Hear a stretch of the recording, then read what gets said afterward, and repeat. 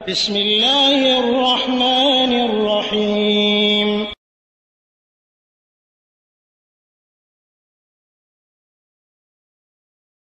আসসালামু আলাইকুম ওয়া রাহমাতুল্লাহি ওয়া বারাকাতুহু। আমাদের একজন ভাই প্রশ্ন করেছেন, ইউরোপে আমেরিকাতে দেখা যায় যে মহিলারা দাওয়াতি কাজে অংশগ্রহণ করছে বিভিন্ন বাড়িতে পর্দার সাথেই বিভিন্ন সংগঠনের অধীনে। তাদের এই দাওয়াতি কাজ সম্পর্কে ইসলামী শরীয়তের বিধান তিনি জানতে চেয়েছেন। প্রথমত বলবো যে নারীদের ক্ষেত্রে আসল হচ্ছে যে তাদের বাড়িতে অবস্থান করা। নারীদের ক্ষেত্রে আসল হচ্ছে তাদের বাড়িতে অবস্থান করা, এবং এটি পবিত্র কোরআনের ভাষ্য। মহান আল্লাহ তাআলা পবিত্র কোরআনে বলছেন, ওয়াকরনা ফি বুয়ুতিকুন্না ওয়ালা তাবাররাজনা তাবাররুজাল জাহিলিয়াতিল উলা। ওয়াকরনা ফি বুয়ুতিকুন্না, অর্থাৎ তোমরা নিজ ঘরে অবস্থান করবে। এটি কিন্তু অত্যন্ত যদি গভীরভাবে চিন্তা করা যায় তাহলে আমরা বুঝতে পারি এটি হচ্ছে মেয়েদের আসল হচ্ছে, এটা তাদের আসল অবস্থান স্থলে হচ্ছে বাড়ি, গৃহে অবস্থান করা।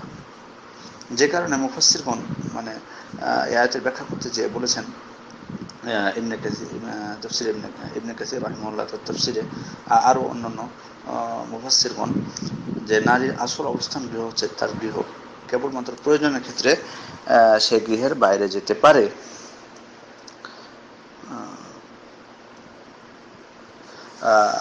আরও রাসূল ইসলামের হাদিসও এই বিষয়টিকে আরও সুস্পষ্ট করবে। রাসূল ইসলাম হাদিসের মধ্যে বলছেন, নারী পর্দাবৃত থাকার জিনিস, যখন সে বের হয় শয়তান তার প্রতি দৃষ্টি নিবদ্ধ রাখে, এবং তখনই সে আল্লাহর রহমতের নিকটবর্তী হয় যখন সে নিজের গৃহে অবস্থান করে। এটি ইবনে হিব্বানের হাদিস, 5599 নম্বর হাদিস, এবং এটি সহিহ ইবনে খুজাইমাতেও আছে, 1685 নম্বর হাদিস। তাহলে এই হাদিসটার প্রতিও কিন্তু লক্ষ্য করুন, গভীরভাবে চিন্তা করবেন। আমি সকলকে অনুরোধ করব যে নারী পর্দাবৃত থাকার জিনিস, যখন সে বের হয় শয়তান তার প্রতি দৃষ্টি নিবদ্ধ রাখে, এবং তখনও সে আল্লাহর রহমতের নিকটবর্তী হয় যখন সে নিজের গৃহে অবস্থান করে। তাহলে এই আয়াত এবং হাদিস যদি আমরা লক্ষ্য করি তাহলে বুঝবো যে নারীর আসল অবস্থান স্থল হচ্ছে বাড়ি। এটি কিন্তু আমাদের মনে রাখা লাগবে, নারীদেরকে বিশেষ করে। দ্বিতীয় আরেকটি বিষয়, সেটা হলো যে নারীর উপর কর্তব্য হলো প্রথমত তার বাড়ির সন্তানদের বিষয়ে। তার প্রধান কর্তব্য হলো যে সন্তান প্রতিপালন, বিশেষ করে যখন সব বাচ্চারা ছোট থাকবে তখন স্বাভাবিকভাবে তাদের সাথে সময় দেওয়াটা, এটা নারীদের উপর অবশ্য কর্তব্য। আর সেজন্য রাসূল সাল্লাল্লাহু আলাইহি ওয়াসাল্লাম বলেছেন, ইবদা বিনাফসিকা সুম্মা বিমান হাওলাক, তুমি নিজেকে দিয়ে শুরু করো, তারপর তোমার আশেপাশে। সুতরাং নারী যখন তার বাড়িতে একজন সন্তান থাকবে, স্বাভাবিকভাবে তার প্রতি তার দৃষ্টি বেশি দিতে হবে, এবং তাকে প্রতিপালনের দায়িত্ব কিন্তু তার উপর। আর দাওয়াতি কাজ হলো, এটা হচ্ছে ফরদে কিফায়া। সুতরাং এটি কারো উপর নির্দিষ্টভাবে এটি ওয়াজিব না। বিশেষ করে তার নিজের যে ওয়াজিব, নিজের বাড়ির যে ওয়াজিব তার সন্ততির ক্ষেত্রে। আমরা তো হাদিস জানি, বুখারী শরীফের 5200 নম্বর হাদিস, রাসূল সাল্লাল্লাহু আলাইহি ওয়াসাল্লাম বলেছেন, কুল্লুকুম রাঈন ওয়া কুল্লুকুম মাসউলুন আন রাইয়াতিহি ওয়াল আমিরু রাঈন ওয়ার রাজুলু রাঈন আলা আহলি বাইতিহি ওয়াল মারআতু রাঈয়াতুন আলা বাইতি যাওজিহা ওয়া ওয়ালাদিহি। অর্থাৎ রাসূল সাল্লাল্লাহু হাদিসের মধ্যে বলছেন, তোমাদের প্রত্যেকেই দায়িত্বশীল, এবং তোমাদের প্রত্যেককে তোমাদের দায়িত্ব সম্পর্কে জিজ্ঞেস করা হবে। তারপর তিনি বলেছেন যে নারী হচ্ছে তার স্বামীর গৃহের এবং সন্তানদের দায়িত্বশীল। সুতরাং এটা কিন্তু নারীর প্রধান কর্তব্য।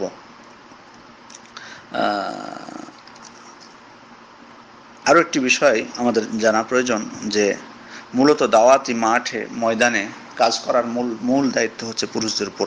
যেমনটি যদি আমরা রাসূল সাল্লাল্লাহু আলাইহি ওয়াসাল্লাম এবং সাহাবীদের জীবনের দিকে লক্ষ্য করতে যাই, তাহলে কিন্তু এটি আমাদের কাছে স্পষ্টভাবে প্রতীয়মান হয়ে উঠবে যে দাওয়াতি কাজে কারা মূলত মাঠে ছিলেন, এবং নারীরা তাদের কতটুকু দায়িত্ব পালন করতেন দাওয়াতের ক্ষেত্রে, সে বিষয়গুলো কিন্তু আমাদের কাছে স্পষ্ট হয়ে উঠবে। আরও একটি বিষয় আমাদের জানা উচিত, সেটা হলো স্বাভাবিকভাবেই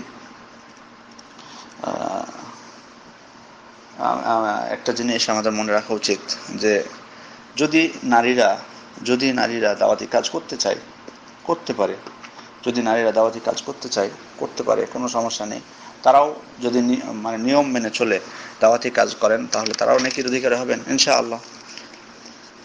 তবে তাদের কয়েকটি বিষয় লক্ষ্য রাখতে হবে, যেমনটি আপনি ইঙ্গিত দিয়েছেন যারা তারা পর্দার সাথে থাকে। হ্যাঁ, পর্দা, শরীয়ী যে পর্দা সেটা তাদের রক্ষা করতে হবে।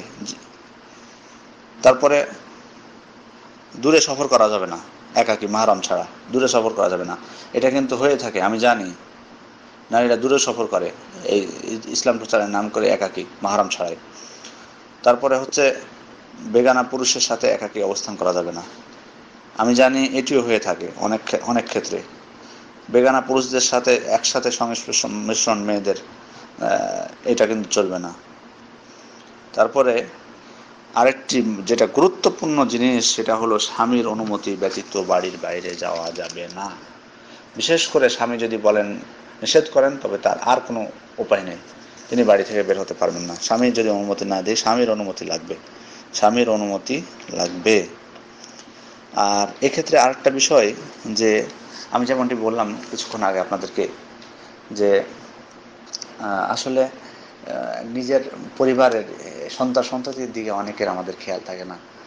আমি দেখেছি অনেককে বলে যে দাওয়াতি কাজ করে বেড়াচ্ছে, আবার অন্য মহিলাদেরকে মানে খুব করে কথা বলে যে দাওয়াতি কাজ করে না। তাই আবার কি তার 4টা-5টা সন্তান বাড়িতে, মানে যত নোংরা ভাষা সবগুলো শিখেছে, পড়াশোনারও কোনো নেই, আদব কায়দাও কিছু শিখেনি, মানে তাদেরকে শিক্ষা দেওয়ার ক্ষেত্রে স্কুলে যায় কিনা সে খোঁজও রাখে না, পরিষ্কার পরিচ্ছন্ন দিকেও নাই, মানে তার যে আসল দায়িত্বটা সেটাই সে পালন করে না।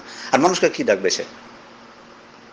এ ধরনের নারী আমাদের সমাজে অনেক আছে। আমি বলছি না আপনার ইউরোপ আমেরিকার ক্ষেত্রে, আমি স্বাভাবিকভাবে কথা বলছি। যারা এগুলো করতে পারেন, করেন, দায়িত্ব পালন করে তারপর করেন দাওয়াতি কাজ, তাদের কথা আমি বলছি না। যারা এইভাবে চলেন যারা, তাদের কথা বলছি। তাদের এই দাওয়াতের কোনো মূল্য নাই। স্বামীকে সন্তুষ্ট করতে পারে না, স্বামী অসন্তুষ্ট হয়, সে তার খাবার পায় না, বাড়ির বাইরে কাজ করে, বাড়িতে এসে স্ত্রীকে পায় না, সন্তানরা দেখে যে কি কোথায় ঘুরে বেড়াচ্ছে তার কোনো ঠিক নাই। এটা আবার কোন ধরনের দাওয়াত? আপনি নিজের পরিবারকে ছেড়ে যাবেন, কোথায় যাবেন? পবিত্র কোরআন নির্দেশকে আপনি জানেন না? কু আনফুসাকুম ওয়া আহলিকুম নারান। এবং এটা মূলত পুরুষদেরকে দায়িত্ব। আপনাকে যদি বলা হয় আপনার নিজের ক্ষেত্রে, যাই হোক, আপনার নিজের পরিবারকে কিন্তু আপনি ঠিক করতে পারেননি, তাহলে তো যাই হোক, আমি মানে এই বিষয়গুলো কিন্তু আমাদের খেয়াল রাখা লাগবে। আরেকটি বিষয় যেটা হলো যে দাওয়াতের ক্ষেত্রে একটা বিষয় হলো দাওয়াত দিতে হবে জেনে শুনে, ইসলামী শরীয়ত বিধান জেনে। অনেকে আছে, আমি দেখেছি আমাদের ওখানেও, যে দাওয়াতি কাজ করে বেড়ায়, কিচ্ছু জানে না, ইসলামের বিধিবিধান কিচ্ছু জানে না, মানুষকে ডাকবে কি? অথচ দাওয়াতের মূলনীতির ক্ষেত্রে একটি হলো যে আপনার জেনে বুঝে জাগ্রত জ্ঞান সহকারে ডাকতে হবে। মহান আল্লাহ তাআলা পবিত্র কোরআনে বলছেন, কুল হাযিহি সাবিলি আদউ ইলাল্লাহি আলা বাসীরাতিন আনা ওয়া মান ইত্তাবা'আনি। বলুন, এটাই আমার পথ, আল্লাহর প্রতি মানুষকে আমি ডাকি জেনে বুঝে, আমি এবং আমার অনুসারীগণ। তাহলে মানে জেনে বুঝে দাওয়াত দিতে হবে, অত সহজ না। মানে সম্পূর্ণরূপে জেনে বুঝে শরীয়ত এবং শরীয়তের শরীয়ী পদ্ধতিতে এই দাওয়াত দিতে হবে। তাফসীরকারক এই আয়াতের অর্থ এইভাবে করেছেন, অর্থাৎ ওনার দাওয়াত কোনো চিন্তাধারার উপর ভিত্তিশীল হবে না, বরং এটা পরিপূর্ণ জ্ঞান, বুদ্ধিমত্তা ও প্রজ্ঞার ফলশ্রুতি হবে। সুতরাং মানে এই বিষয়টা কিন্তু খেয়াল রাখা লাগবে আমাদেরকে। এই বিষয়টা খেয়াল রাখা লাগবে যে দাওয়াতি কাজ করতে গেলে মানে যে জ্ঞান থাকা লাগবে। জ্ঞান যদি না থাকে, কিসের দাওয়াত আমি দিতে যাচ্ছি?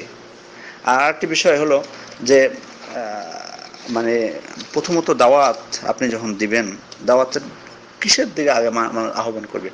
আজকে দেখুন, প্রথমে হয়তো বলবেন যে ওরা তো মুসলিম মহিলাকে দাওয়াত দিচ্ছে, তাহলে প্রথমে তাওহীদের দিকে, লা ইলাহা ইল্লাল্লাহ দিয়ে দাওয়াত দিই। কিন্তু সত্যিকার অর্থে চিন্তা করুন তো, একজন মুসলিমকে যখন দাওয়াত দিবে, মুসলিম মহিলাকে, আজকে দেখুন তো মহিলাদের মধ্যে সত্যিকার অর্থে কি তাওহীদের বাণী তার মধ্যে কি সত্যিকার অর্থে ঢুকেছে? তাহলে আপনাকে প্রথমে মানে তার ভিতরে তাওহীদকে আপনাকে আগে প্রতিষ্ঠা করতে হবে, তাওহীদের শিক্ষা তাকে আগে দিতে হবে। যে সমস্ত মহিলারা দাওয়াত করছে, সেটা কি তারা প্রথমে এটা মানে করে থাকে? এটা কিন্তু প্রশ্ন থেকেই যায় যে তারা কিসের পথে ডাকে, কিসের দিকে ডাকে। আপনি যেমনটি ইঙ্গিত দিয়েছেন সংগঠনের মাধ্যমে অনেকে আছে, মানে তাদের মূল দাওয়াতের উদ্দেশ্য হলো সংগঠনকে, মানে সংগঠনকে শক্তিশালী করা, মানে সংগঠন কিছু কয়েকটা আছে, তো তখন নিজ নিজ সংগঠনগুলোকে কিভাবে বেশি মহিলাদেরকে নিয়ে জড়ো করে শক্তিশালী করবে, এটাই উদ্দেশ্য তাদের। কিন্তু সত্যিকার অর্থে যে মহিলারা আল্লাহর পথে ফিরে আসবে, তারা নামাজ রোজা করবে, তারা দিনের শিক্ষা লাভ করবে, তা ওই তাদের মধ্যে ঢুকাতে হবে, এটা কিন্তু মূল উদ্দেশ্য না, বরং উদ্দেশ্য হয়ে যায় সংগঠনকে শক্তিশালী করা। কিন্তু আমাদের মনে রাখা উচিত সকলের, পুরুষ মহিলা সকলের, যে সংগঠনটা হলো দাওয়াতের অসিলা মাত্র, এর বেশি কিছু বলা যাবে না সংগঠনকে। যদি আমাকে সংগঠন করতেই হয়, দাওয়াতি কাজকে শৃঙ্খলাবদ্ধ করার জন্য, শক্তিশালী করার জন্য যদি আমাকে সংগঠন করতে হয়, তবে মনে রাখতে হবে যে সংগঠনটা হচ্ছে ওয়াসিলাতুম মিন ওয়াসাইলিদ দাওয়া, দাওয়াতের মানে যতগুলো মাধ্যম আছে তার মধ্যে এটি একটি মাধ্যম মাত্র, এর বেশি কিছু মনে করা যাবে না। আপনি যদি এর বেশি মর্যাদা দেওয়া যাবে না সংগঠনকে, দাওয়াতের ওয়াসিলা মাত্র এটা একটা। কিন্তু আমাদের কি হয়, আমরা মানে সব কিছুর ঊর্ধ্বে রাখি সেটাকে, যাই হোক সংগঠনের ঊর্ধ্বে, সংগঠনকে উপরে, সব কিছুর উপরে। তাহলে তো আমরা এটাকে অসিলা বানালাম, বরং মূলই বানাই দিলাম এটাকে। সুতরাং মনে রাখতে হবে, ভয়ঙ্কর, আমরা যারা কোরআন এবং সহিহ হাদিসের দাওয়াত দিই তাদেরকেও আপনার মূল লক্ষ্য যেন হয় মানুষকে আল্লাহর দিকে ফিরিয়ে আনা, তাওহীদের দিকে ফিরিয়ে আনা, এটি যেন মূল লক্ষ্য হয়। সুতরাং আমি জানি না মহিলারা কীভাবে তারা দাওয়াতি কাজ করে, তারা কীভাবে দাওয়াতি কাজ করে, এই নীতিগুলো মনে রাখে কিনা। এগুলো যদি তারা মানে মনে রাখে তাহলে আলহামদুলিল্লাহ, আর যদি না রাখে তাহলে আল্লাহু আলাম, আল্লাহ তাদের ব্যাপারে ভালো জানেন তারা কি করেন। কারণ আমি মানে এগুলো বিষয়ে আগে জানতে হবে তারা কিভাবে দাওয়াতি কাজ করেন, না হলে এগুলোর উপর হুকুম দেওয়া যাবে না, এগুলোর উপর হুকুম দেওয়া যাবে না। তাদের দাওয়াতি কাজের পদ্ধতিটা কি। আজকে সুবহানাল্লাহ, মানে আশ্চর্য হয়ে যায়, অনেক মহিলাকে দেখেছি মানে দাওয়াতি কাজ করে বেড়ায় দাওয়াতের নামে, অথচ যে যত ধরনের মিথ্যা বানাওয়াট হাদিস আছে সমাজে, ওইগুলোই প্রচার করে বেড়ায়। এই যদি হয় আমাদের উদ্দেশ্য, সুতরাং মহিলাদের যদি দাওয়াতি কাজ করতে চায় তাদেরকে সঠিক কোরআন এবং সহিহ সুন্নাহ ভিত্তিক দাওয়াতি কাজ করতে হবে, এর বাইরে না। আমি শেখ মোহাম্মদ ইবনে সালেহ আল উসাইমিনের একটি উক্তি বলবো। ওনাকে জিজ্ঞেস করা হয়েছিল মহিলাদের দাওয়াতের ব্যাপারে, তো উনি বলেছিলেন যে উনি বলছেন যে আল্লাযী আরা আন্না নিসা ইউমকিনুহুন্না আদ-দাওয়া ইলাল্লাহ কার-রিজাল। বলছে উনি বলছেন যে আমি মনে করি যে পুরুষদের যেমন তেমনি মহিলাদেরও দাওয়াতি কাজ করা সম্ভব, আল্লাহর দিকে দাওয়াত দেওয়া এটিও সম্ভব। ওয়ালাকিন নাযারান লিকাউনিল মারআ লা ইয়াতায়াসসারু লাহাল খুরুজ কামা ইয়াতায়াসসারু লির-রাজুল ফাইন্নাহা লা তুসাবিহু মিন কুল্লি ওয়াজহ। কিন্তু পুরুষদের যেমনটি দাওয়াতি কাজে বের হওয়া সহজ, মহিলাদের সেটি সহজ না, বিধায় পুরুষদের সাথে তাদেরকে সমান করলে হবে না। তারপরে উনি বলছেন যে আল আউলা আন তাবকাল মারআ ফি বাইতিহা, উত্তম হচ্ছে সব থেকে মহিলা তার বাড়িতে অবস্থান করবে। ওয়া আন তাদরুসা মিনাল ইলম ওয়া তাকরা মিনাল কুতুব মা ইয়াতাআসসারা, সে দ্বীনি জ্ঞান অর্জন করবে কিতাব পড়ে। আল্লাহুম্মা ইল্লা ইযা কানা হাউলাই নিসওয়া ফি বুয়ুতিন মুতাকারিবা কাল জিরান আল মুতালাসিকাইন মাসালান ফাহাদা আমরু সাল। তবে যদি এমন হয় যে পাশাপাশি বাড়ির কয়েকজন মহিলা একসাথে বসে তারা দ্বীনি জ্ঞান অর্জন করছে, তাদেরকে একে অপরকে শিক্ষা দিচ্ছে, তাহলে এটি কোনো ব্যাপার না। তারপর তিনি বলছেন আম্মা আন তারকাবা সিয়ারা আও তাযহাবা ইলা মাকান বাঈদ লিল ইজতিমা ফি বাইতি ইমরাআ ফাহাদা আতাওয়াক্কাফু ফীহি। তারপর তিনি বলছেন তবে গাড়িতে উঠে অনেক দূরে যে কোনো বাড়িতে যে একত্রে মিলিত হওয়া মহিলাদের তারপরে দাওয়াতি কাজ করা, উনি বলছেন যে আমি এই বিষয়ে এটি বৈধ কি বৈধ বলতে আপাতত পাচ্ছি না। তো দেখুন, মানে আপনারা যদি চিন্তা করেন এই ধরনের একজন বড় খ্যাতনামা আলেম, তিনি এই বিষয়টা থেমে গেছেন, তিনি বলতে পারেননি, তাহলে আমি কি বলবো, আমি কি বলবো এদের ব্যাপারে। তবে স্বাভাবিকভাবে বলবো যে আমি দাওয়াত তাদের বন্ধ রাখা না। আমি যে মূলনীতিগুলো বললাম, কয়েকটি কায়দা বললাম, এগুলোর উপর ভিত্তি করে তারা দাওয়াতি কাজ করতে পারে। তবে সত্যিকার অর্থে আল্লাহ নিয়ত সম্পর্কে কিন্তু জানেন, আল্লাহ কিন্তু নিয়ত সম্পর্কে জানেন প্রত্যেকের। তো যাই হোক, হাযা মা ইনদি, আল্লাহু আ'লাম, সাল্লাল্লাহু ওয়া সাল্লাম আলা নবিয়িনা মুহাম্মদ ওয়া আলিহি ওয়া সাহবিহি আজমাইন।